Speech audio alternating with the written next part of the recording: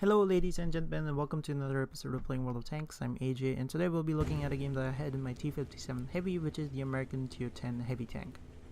57 Heavy used to be pretty overpowered back in the day, and it was primarily because the gun was superb. It could do long range engagements, short range engagements, it aimed pretty fast, and its dispersion was low, so you were able to hit enemy weak spots relatively accurately. Nowadays, the 57 Heavy has fell out of favor. It's generally good at mid to close range engagements, whereas the long range engagements, you are better off driving the 50B.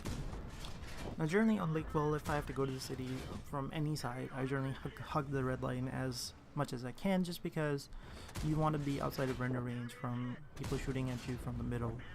Most scouts, if they YOLO across the middle, will actually spot you, and so if you're relying on that to be not shot, chances are that might not happen.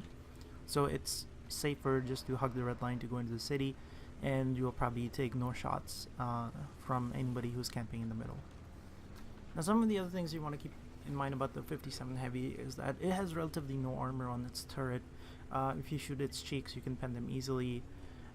Its lower plate isn't nearly as strong as the T110 E5s, and you can get ammo rack pretty easily if you come out sideways and somebody manages to track you, like you can on the E5 as well.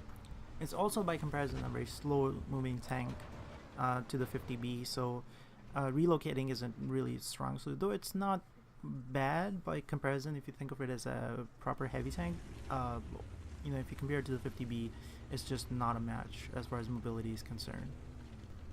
After moving into the city, I take up an aggressive position by the church, and keep in mind that being by the church is not actually a very safe position. Enemies who are camping in the middle can still shoot you, so you want to be as close to the church as humanly possible. Also, do not back into the open towards the 6-7 line, just because you again provide easy shots for anybody who's watching the church.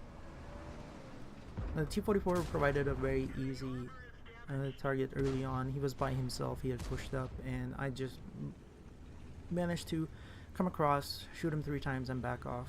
The E5 comes out to retaliate, I don't know, against me or the VKB who's covering me from behind, but I managed to put 1 shot into him as well while I'm backing off. Now, next up, my target's going to be either the IS-7 or the T57 Heavy that are firing at my platoon mate. The 57 provides an easy side-on target, so I put all my 4 rounds into his side and take him out of the game.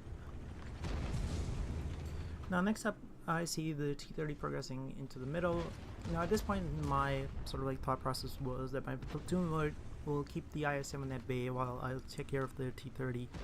And how I was going to do that is that the T30 had just enough health for me to actually take him out with a single clip. Now, the T30 is almost side on, so most of my shots actually pen him. I finish him with 3 of my 4 rounds, and I initiate a reload at this point. At this point, I take 600 damaging shot from the RD, and that I was sort of confused as to where the RD was at this point, but once he gets spotted, it becomes apparent that he had taken a very aggressive position where generally TDs are to shoot into the city. Now, I'm trying to keep an eye in front of me because there's 3 tanks in front of me, and there's the IS-7 behind me. I haven't forgotten about the IS-7, I'm just more worried about the 3 tanks in front rushing me and facing my armor in that direction. Now, I realized rather late that the IS-7 is charging at me. Not a very smart move by the IS-7. He is just within my clip range. Also, he was going to be side on by a bunch of tanks while he crossed in the open. And though I missed one of my shots, one of the friendlies lands one in, and he gets taken out. Now, at this point, I'm within 1 shot of almost all the tanks that are alive in front of me, minus maybe the T62A, but even he can high roll me and actually kill me. So facing them again frontally was not an option, so I decided maybe I'll sneak around the back and see if they are paying attention to where I'm going. And they really aren't, so I put my 2 shots into the T10 and put my remaining shots into the 62A, and that's all the damage I get to do in this match. So hopefully you guys enjoyed this video. Sorry I've been away for a while, the internet took a while to be up and working properly, But now that I'm back, expect regular content as we generally do, probably 2 to 3 videos a week, mostly analysis, maybe a showcase here and there. And thank you for whoever donated the $10 to my channel. I'm really appreciative. I couldn't figure out the AdSense stuff, so I couldn't figure out who actually did, but whoever did, I appreciate it very much, and I'll see you on the next episode of Playing World of Tanks.